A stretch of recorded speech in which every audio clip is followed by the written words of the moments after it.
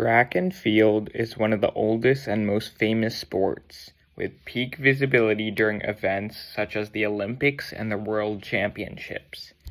Yet despite its seemingly wide reach, the economic structure of the sport remains lopsided. Governing bodies, event series, and global apparel brands earn large revenues, while many elite athletes receive comparatively modest compensation. This seems unfair, given that these athletes are the ones who actually produce the performances that drive viewership.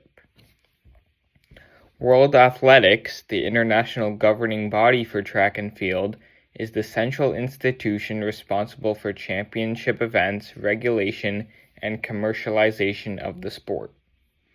Prize money has increased in recent years, reflecting efforts by event organizers to make the sport more financially viable for athletes.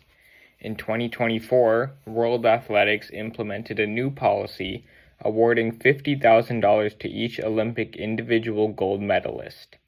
Last September, at the World Athletics Championships in Tokyo, World Athletics announced a $100,000 prize to any athlete who breaks a world record.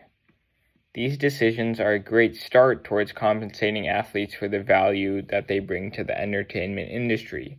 However, issues are still visible. You may have heard of Armand Duplantis, a Swede who holds the world record in pole vaulting.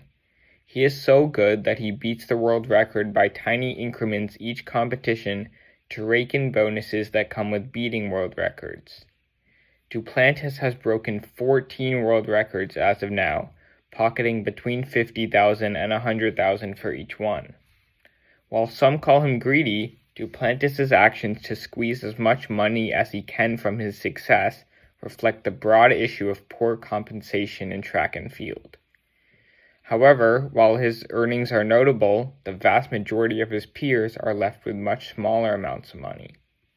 For many professional athletes who regularly qualify for international competitions but do not consistently reach the podium, annual prize money earnings may fall in the low tens of thousands. In addition, travel costs for international meets can exceed $1,000 per trip, and coaches typically take 10 to 20% of prize earnings.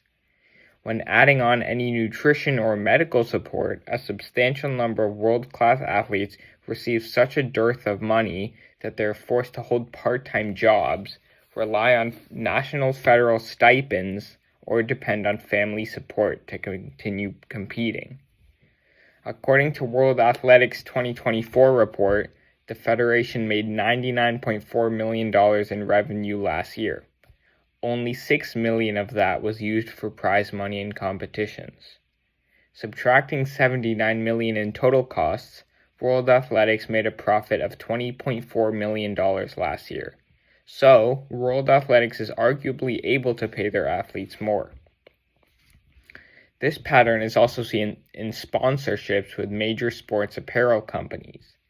Brands such as Nike, Adidas, and Puma generate tens of billions of dollars annually through global footwear and apparel sales. Although these companies sponsor many of track and field's top athletes, track-specific endorsements represent only a small sliver of their annual marketing expenditures. For the very best professional athletes, sponsorships too can be lucrative. A clear illustration comes from the Norwegian middle distance star Jakob Ingebrigtsen, who earned approximately $2.3 million in 2023, combining endorsements, appearance fees, and performance bonuses. Yet for the vast majority of professional athletes, sponsorship income too is far more limited. Many athletes rely on tiered performance bonuses or even equipment-only deals, which provide shoes or gear but no guaranteed money. The economic ecosystem of track and field has geographic impacts too. If we look at the meets for the Diamond League, the main athletic circuit under World Athletics, the majority of the 2026 competitions are located in Europe, specifically in Rome, Italy, Stockholm, Sweden, Oslo, Norway, Paris, France, Monaco, London, England, Lausanne, Switzerland, southern Poland, Zurich, Switzerland, and Brussels, Belgium. Outside of these, there are 2 meets in China, 1 in Morocco, 1 in Qatar, and 1 in Oregon in the US.